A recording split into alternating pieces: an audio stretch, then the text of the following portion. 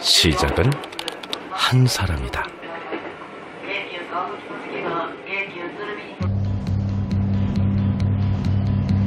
일본에도 커뮤니케이션을 통해 공공기관의 이미지를 혁신적으로 바꾼 사례가 있습니다. 도쿄에서 차로 1시간이면 닿을 수 있는 항구 도시 요코하마.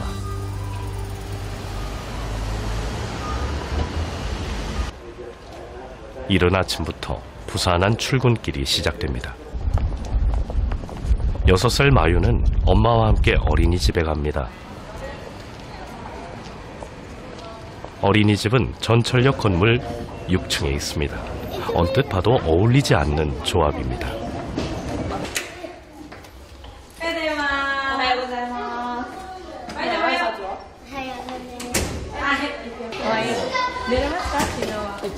다른 아이들도 아침 일찍 출근하는 엄마 아빠를 따라 어린이집에 옵니다. 이렇게 맞벌이를 하는 부모들은 아이들을 등원시키고 바로 출근길에 오릅니다.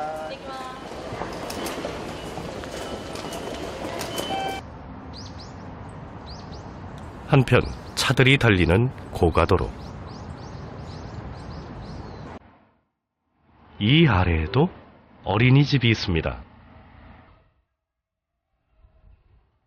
고가도로는 비상시 긴급도로로 사용되기 때문에 그 아래에 있는 어린이집은 안전합니다. 요코하마시가 이 같은 자투리 공간에 어린이집을 만든 데에는 이유가 있습니다. 일본은 맞벌이 부부의 비율이 50%에 달합니다.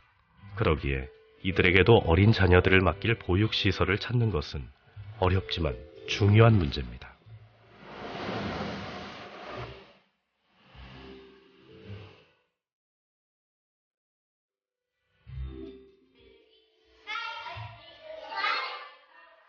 현재 일본에서는 2만 3천여 명의 아이들이 어린이집 입학을 기다리고 있습니다. 보육시설의 수가 부족한 데다가 새로 짓기엔 땅값과 임차료가 만만치 않기 때문이죠.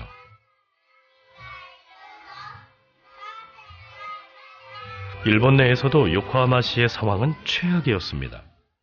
2010년 어린이집에 들어가기 위해서 대기하는 아동은 1,550명. 그런데 4년 만에 그 수가 단 20명으로 줄어들었습니다.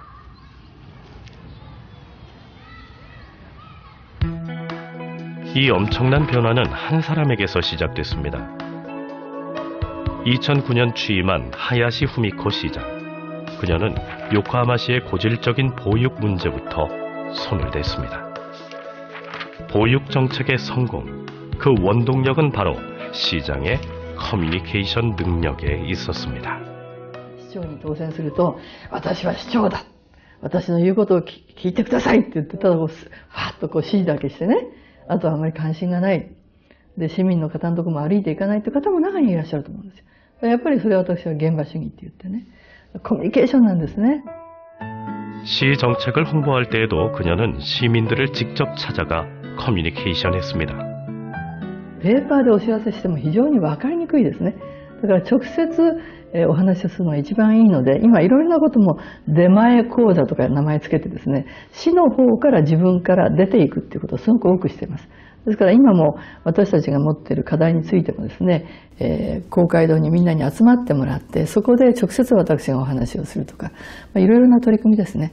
行政とか政治の世界っていうのは人間性っていうのはあんまり見ないんですよね。ただ皆さんがご覧になるのは政治の世界も政策でしょ。政策はよく見ますよね。でもやっぱりそれを実現していく人たちは一人一人の人間なんですね。 시장의 소통 방식은 소극적이었던 공무원 조직에도 영향을 미쳤습니다. 시민들의 목소리에 귀 기울이는 공무원 문화를 유도해낸 겁니다.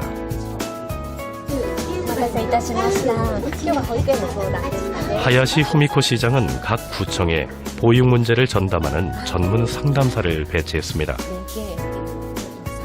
이들은 시민들에게 집에서 가장 가까운 어린이집 같은 간단한 정보에서부터 학부모들의 육아 멘토 역할까지도 담당합니다.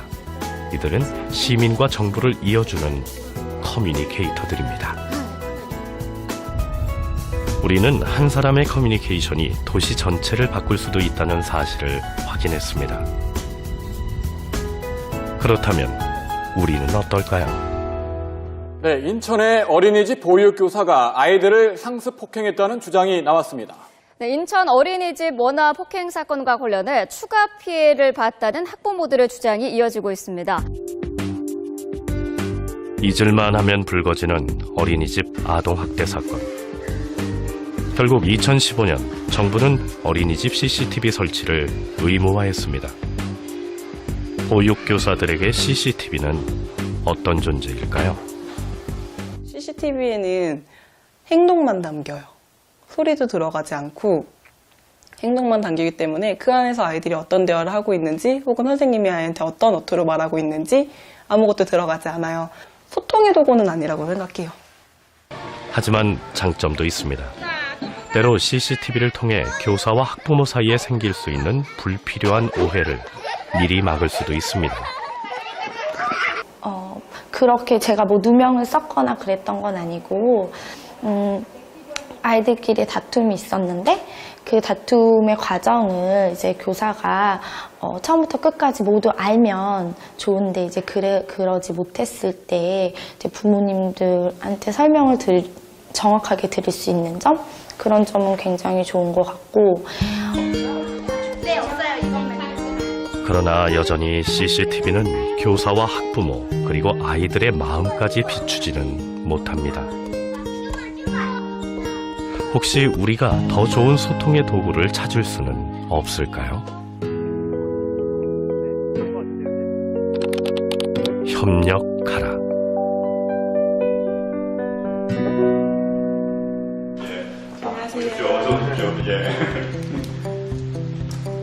이러한 문제의식은 하나의 프로젝트로 이어졌습니다. 2015년 10월 어린이집 교사와 지자체 공무원, IT 전문가 그리고 한 페인트 회사의 코디네이터가 한자리에 모였습니다. 한 20가지의 초록색을 놓고 이겨낼까 이게 아이들이 생활하고 있는 교육 환경을 조금만 개선해 준다. 아주 작은 부분이라도 하나 개선해 주자. 민관이 협력해서 좀 도민들 중심으로 또 공중주도로 한번 커뮤니케이션을 해보자. 이 과정에서 나중에 우리가 소통을 위한 노력을 하나둘 쌓는다면 어린이집에 작은 변화가 일어날 수도 있지 않을까요? 저희가 이거를 구상해서 이렇게 6개월간의 작은 실험이 시작됐습니다.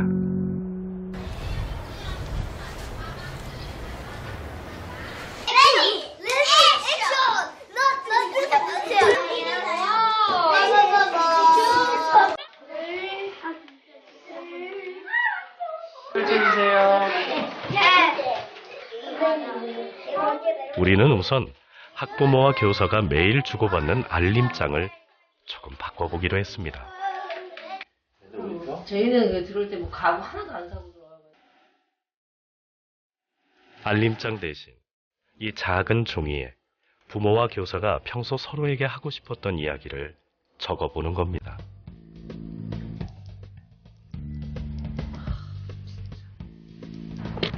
그리고 아이들은 어른들의 마음을 전달하는 메신저가 되었습니다.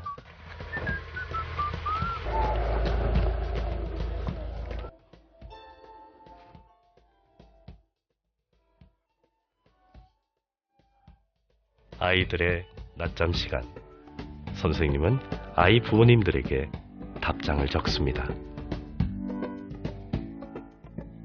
사실은 부담되는 면은 있어요. 매일 15개 이렇게 화요일이나 목요일 한꺼번에 들어오면 이거 언제 써서 보내지? 라는 마음가짐이 사실 시작하기 전에는 되게 컸어요. 저희 아이들은 아직 글을 읽거나 쓸 수는 없어요. 근데 저희 반 친구 중에 하나가 자기가 쓰고 싶은 얘기를 엄마한테 얘기해서 써오더라고요. 유이라는 친구가 써왔는데 처음에는 어머님이 본인이 쓰시고 싶은 얘기들을 써서 보내주시다가 이제 매번 감사할 일들이 없고 이렇게 하니까 아이랑 소통을 하시더라고요. 그래서 여기에 뭐 원에서 이런 일을 선생님이 도와주셔서 감사합니다 라고 써와요. 이렇게 애들도 소통할 수 있어요. 이걸 같이.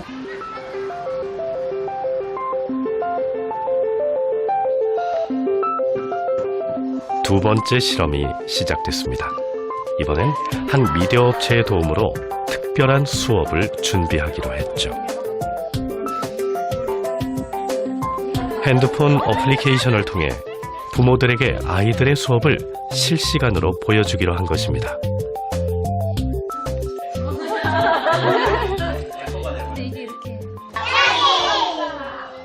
백수라는 어디 있나? 여기. 사랑해. 사랑해. 오창기는 안시윤도 사랑해. 사랑해. 우리 원래 꽃향기반을 수업할 때는 누구랑 같이 해요? 선생님이랑 친구들이랑 같이 하지요. 근데 오늘은 짠. 엄마. 맞아요. 선생님이 누굴 초대할 거냐면 우리 엄마랑 아빠를 여기로 초대할 거예요. 기다려봐. 근데 우리 엄마는 지금 어디에 있어요? 우리 이제 여기다가 얘기해줄까? 우리 이제 시작해요. 시작해요.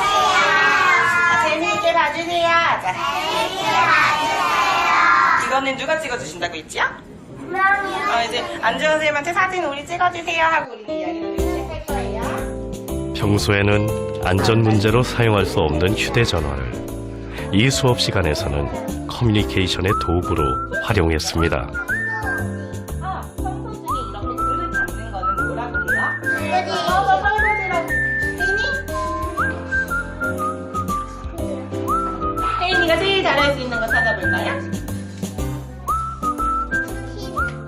부모님들도 각자의 일터에서 아이들이 수업받는 모습을 지켜봅니다.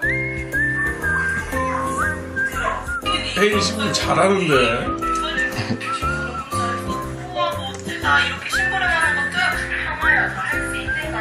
우리 혜인이 멋지게 심부름하자 선생님 약속. 잘할 수? 있어요. 이때요. 멋지네. 자, 그 다음에 부모님들은 이 수업을 통해 평소 느끼지 못했던 특별한 감정을 느끼기도 합니다. 우리 애들도 우리 희준이도 귀엽지만 다른 친구들도 되게 귀엽고 말 잘하고 너무 예쁜 것 같아요. 이거 뭐 할 수 있는 거예요? 엄마는 희준이에게 응원 메시지를 보냅니다. 희준이 엄마 여기 들어오셨다. 희준이 이거 이제 혼자 다 할 수 있대요. 집에서도 희준이 청소랑 이불 개는 거랑 신발 정리 잘 하나 봐주세요. 엄마랑 약속하는 거야 얘들아. 이거는 할 수 있어요? 집에 가서도? 오늘의 수업은 특별했습니다. 속마음을 드러낼수록 밥 먹기도 할 거예요. 서로가 서로를 응원할수록 믿음은 소리 없이 쌓여간다는 사실을 모두 깨닫게 된 것입니다. 안녕.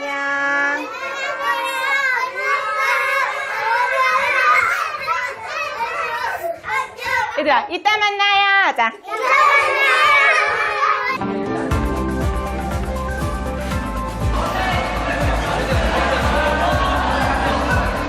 보통 정부나 공공기관이 주최하는 행사는 딱딱한 느낌을 주기 쉽습니다. 금요일날 밤에 지금 여기서 뭐 하고 계세요? 그러나 우리 정부는 최근 이러한 편견을 깨고자 적극적인 노력을 기울이고 있습니다. 지난 2015년 11월 문화체육관광부에서 주관한 창업 토크 콘서트. 다양한 문화 콘텐츠 전문가들이 창업과 창직에 대해 청년들과 직접 이야기를 나누는 자리였습니다. 근데 우리는 지금까지 보면 뭐 창업이다 이러면 다빈치나 미켈란젤로는 물감 다 자기가 만들었었어요. 그거 갖고 그러다 보니까 뭐 굉장히 다양한 시도를 했죠. 뭐 어떤 면에서 보면 새로운 종류의 다빈치가 이제 나와야 되는 시점이다. 그리고 그건 여러 기술과 뭐 이런 것들과 융합된 교육을 받은 사람이어야 된다는 생각을 해요. 자, 리더기 다 가지고 계시죠? 네, 버튼만 누르시면 됩니다. 자, 1번 나의 가치를 확인하고 자아 실현을 위해 2번 사회 구성원으로 활동하기 위해 이날 가장 큰 호평을 받은 것은 패널들과 200여 명의 청중들 간의 커뮤니케이션 방식이었습니다. 저희가 앞서서 세 분께 이들은 IT 기술을 활용한 실시간 투표와 열린 대화방을 통해 서로의 생각을 주고받았습니다. 여기 카메라 감독님 손드셨습니다. 네, 우리 팀 온라인을 이러니까 늙은 사람들만 하는 게임 같잖아요. 사실 이 행사를 기획한 이들은 대학생들이었습니다. 이들은 문화체육관광부의 지원을 받아 약 2달 동안 전국을 돌며 모두 5번의 청년 창업 토크 콘서트를 진행했습니다. 하지만 처음부터 흥행했던 것은 아닙니다. 이 마지막 콘서트의 성공의 비결은 무엇이었을까요? 설명을 해드리겠습니다. 대학생이니까 대학생들만의 시각으로 청년 창업을 조금 더 바라보고자 했고 이들의 목소리를 대변해 줄 수 있다고 생각을 했는데 그게 잘 안 된 부분이 굉장히 아쉬워요. 마지막 토크 콘서트 2주 전, 이들은 청년들의 눈높이에 맞춘 커뮤니케이션 전략을 짜기로 했습니다.